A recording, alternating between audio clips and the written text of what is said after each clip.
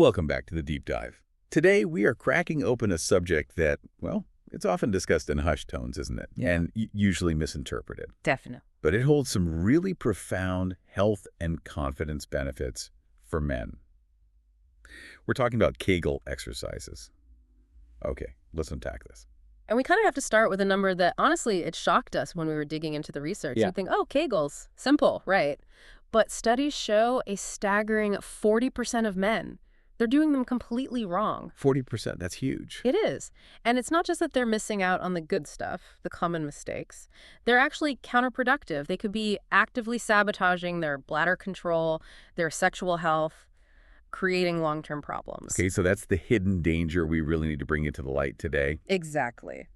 Our mission for this deep dive is simple. Cut through those damaging myths, use the evidence we've got, and lay out the precise, correct way to do these. Yeah. Because if you've tried them before, maybe felt a bit silly, or just thought this isn't working, you're absolutely not alone. Not at all. And this dive should explain exactly why that previous effort probably felt like hitting a brick wall. So let's jump right in. The first, maybe the most dangerous bit of bad advice you always hear. Oh, yeah. The classic. Just stop your pee midstream. Simple way to find the muscles, right? Yeah. But how did that one-time identification trick become the exercise for so many guys? And why is doing that repeatedly actually harmful?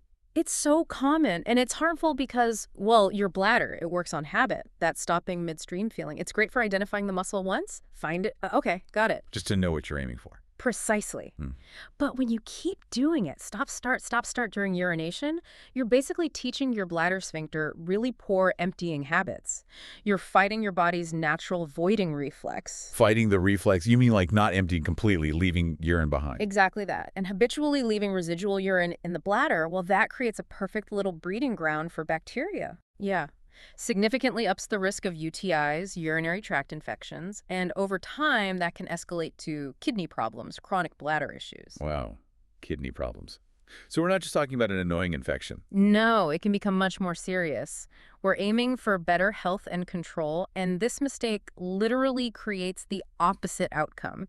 It's like trying to learn to drive by just repeatedly slamming on the brakes. It doesn't teach you how to drive smoothly. Okay, so the exercise meant to improve control could actually give me UTI if I do it that way. That alone is probably a huge revelation for a lot of listeners. It really is. That midstream stop is a diagnostic tool, maybe one time. It's not the workout itself. Okay. That leads us neatly into the second big mistake. And I'll admit, I think I fell into this trap years ago when I first looked into this stuff. The brute force mistake. Ah, yes. The squeeze everything approach. Exactly.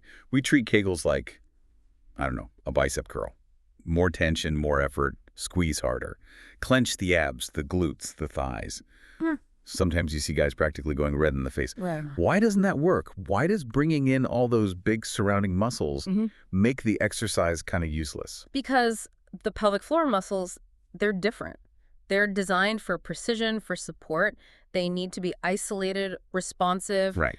They're not meant to be massive power generators like your quads or glutes. Right. If you're clenching your butt, squeezing your abs hard, you're just using those huge compensatory muscles to do the job. You're essentially masking the weakness or lack of control in the actual pelvic floor muscles you need to target. So if I'm basically gripping my butt cheeks together and maybe holding my breath a bit, Yeah. I might feel like I'm doing something really intense, but the target muscles, the ones that actually matter for this, Yeah. they're just kind of along for the ride, not really getting stronger. Precisely. You're using, let's say, a sledgehammer for a job that needs a scalpel. Finesse and isolation are key. A sledgehammer versus a scalpel. I like that. That brute force approach, it guarantees you're going to spend weeks, maybe months, putting in a lot of effort, feeling tired, getting frustrated, and seeing zero real improvement in the specific muscles that actually control continence and, importantly, sexual function. It's just a waste of time, ultimately. Okay, we've mapped out the minefield, the things not to do. Let's flip this.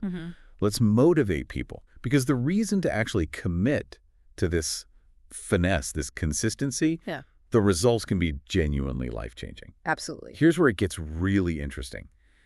Connecting strong, correctly worked pelvic floor muscles directly to, well, performance. It's fascinating because it's fundamentally mechanical, but the impact is dramatic. When these muscles are strong and responsive, it directly links to 3 key areas for men's health. Okay. 1, superior erectile function. 2, significantly better ejaculation control. And 3, kind of flowing from those two, just a heightened overall sexual satisfaction. All right, let's dive into the biological plumbing there for a second. An erection happens, blood flows in. What specifically do these pelvic floor muscles do to help maintain that rigidity, that longevity? Think of it like hydraulics. Once the blood flows into the chambers in the penis, the corpora cavernosa, the key pelvic floor muscles, specifically the ischiocavernosus and the bulbospongiosus, they need to contract effectively. This contraction compresses the veins that would normally let the blood drain back out. It's like shutting a valve tight. Oh, okay. Locking it in. Exactly. If those muscles are weak, that valve is kind of leaky, blood escapes too soon, leading to erections that aren't as firm as they could be, or losing the erection during sex. The leaky dam analogy makes total sense.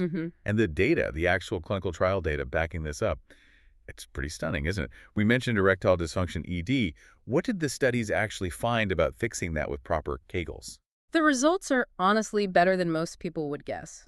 One really key study found that 40% of men diagnosed with ED who committed to consistent, correct Kegel training, they regained normal erectile function. Not just better, but normal. Normal function. And another 33.5% saw significant clinical improvement. So you're looking at nearly 3/4 of the guys benefiting just from targeted exercise, no drugs, no surgery. Wow. Okay, 40% regaining normal function without side effects. Yeah. That alone should make anyone listening seriously consider this. What about the other big one? Premature ejaculation, PE. For PE, the numbers are often even higher. Research consistently shows that proper Kegel training can resolve the issue, actually resolve it in somewhere between 55% and sometimes up to 83% of cases. 83%. Yeah. The ability to control that ejaculatory reflex is literally built into strengthening these specific muscle groups. That sounds incredibly powerful. But, guys can be impatient. If I start today doing these right, how soon can I expect, results? And is there a danger in trying to rush it? Like if I work my biceps every single day, they might grow faster. Why is consistency, say, 3 sets a day better than intensity, like doing 100 reps every hour for the pelvic floor? That's such a crucial point. Unlike your biceps, which you work hard then rest, the pelvic floor muscles, they need to be active almost constantly in a low-level way. They're endurance muscles, supporting structures. Okay. Different job. Totally different job. If you hammer them with, say, 100 reps super intensely, you just cause excessive fatigue and, critically, tension. You can actually make them too tight, which hinders blood flow, hinders proper relaxation needed for urination for arousal. It leads to dysfunction. So more isn't better here. It could be worse. Absolutely. We need consistency to build that coordinated endurance, not sheer bulk. Generally, you'll start noticing improvements in bladder control, maybe less leakage when you cough or sneeze within about 2 to 4 weeks. Okay, so that's pretty quick. It is for bladder control. But the significant sexual benefits, that requires more foundational adaptation. Typically, you're looking at 6 to 12 weeks of doing 3 consistent, short, proper sessions every day. 6 to 12 weeks of precision work, not months of frustrating brute force. Okay, let's make absolutely sure everyone listening knows exactly how to achieve that precision. Let's walk through the correct technique, step by step. Right. Let's swap the sledgehammer for the scalpel now. Identification first, and that requires stillness. So step 1 is positioning. Sit or lie down comfortably somewhere you can relax. Okay. And crucially, put one hand lightly on your chest, one on your lower belly. During the actual Kegel contraction, those hands should barely move. If your belly pushes out or your chest lifts, you're using your abs, you're compensating. Got it. That immediately tackles the breathing and the ab clenching issue. It does. Okay, step 2. Focus just on the back passage. Imagine you're trying to stop yourself from passing gas. Feel that gentle internal squeeze and lift right around the anus. Try to draw those muscles kind of upwards into your body. Notice how little effort that actually takes. Yeah, subtle. Very subtle. And the key here is no clenching of your butt cheeks, no squeezing your inner thighs. Keep those relaxed. Okay, internal lift, not external squeeze. Exactly. Step 3. Now shift your focus towards the front.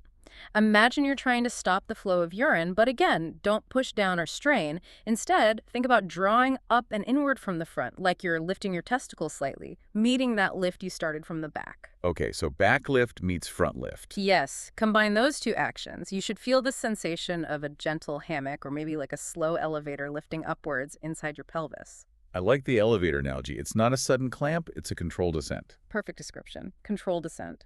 And breathing.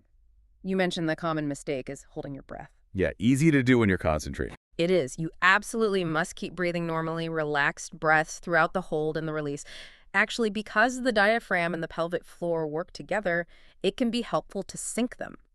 Try engaging the pelvic floor gently as you exhale, and then consciously relax it as you inhale. Exhale, lift, inhale, relax. Okay. That often helps reinforce the natural coordination. So once someone feels like they've got that isolated lift, that elevator, what's the actual routine? Yeah. We talked about consistency over intensity and needing two kinds of effort. Break down those exercises for us. Right. We need to train both the endurance fibers, the slow twitch ones, and the quick response fibers, the fast twitch. Okay. So first, the slow twitch work. This is your foundation. This is what helps maintain erections, hold urine when you cough or lift something. Use that gentle elevator lift sensation. Contract slowly and hold it for, say, 3 to 5 seconds to start. Then, just as important, fully relax for 3 to 5 seconds. Don't stay tense. Hold, then fully release. 10. How many? Start with maybe 10 repetitions of that hold relax cycle. As you get stronger over weeks, work your way up to holding for 10 seconds with a 10-second rest in between. That builds the endurance. Got it. Slow twitch is the long hold strength, the seal on the dam. Correct. Keeps it from leaking. Then second, you need the fast twitch response. Think of this as your emergency brake, the quick control needed for a sudden sneeze or, control during climax. Right, quick reaction. Exactly. So right after your set of slow holds, do 10 quick contractions, just a rapid flutter. Squeeze quickly, release immediately and fully. Squeeze, release 10 times. Okay, so slow holds for endurance, then quick flutters for reaction time. That's the combo. And the whole session, 10 slow holds, 10 quick flutters, should take less than 5 minutes. 5 minutes. That's it. That's it. We strongly recommend doing that 3 times a day, maybe morning, afternoon, evening. Find a routine that works. That consistency day after day, that's what unlocks those results we talked about, usually within that 6 to 12-week window. 15 minutes total out of your day. That seems like an incredibly small investment for potentially huge returns in confidence and function. It really is. But let's troubleshoot a bit. Say someone starts this routine. They're being careful, but they start to feel actual pain. What does that signal? Pain is your body's clearest warning sign. If you feel sharp pain or a definite strain in your lower back, your abdomen, maybe your inner thighs, that means you're almost certainly recruiting those big surrounding muscles again. You've slipped back into that brute force habit. So stop. Stop immediately. Relax completely. Go back to basics. Focus on that super gentle, isolated lift we described, making sure your hands on your chest and belly aren't moving. Okay. What about just feeling sore, like muscle soreness after a workout? Is mild fatigue okay? Yeah, mild fatigue in the pelvic floor area itself is totally normal, especially when you're starting out. That's actually a good sign. It means you're working the right muscles. But sharp cramping or a persistent nagging ache, that suggests you're either tensing up too much, holding too hard, or maybe doing too many repetitions too soon. Remember, quality over quantity. Pushing yourself to do 50 reps when you're starting out risks causing that chronic tension and dysfunction we want to avoid.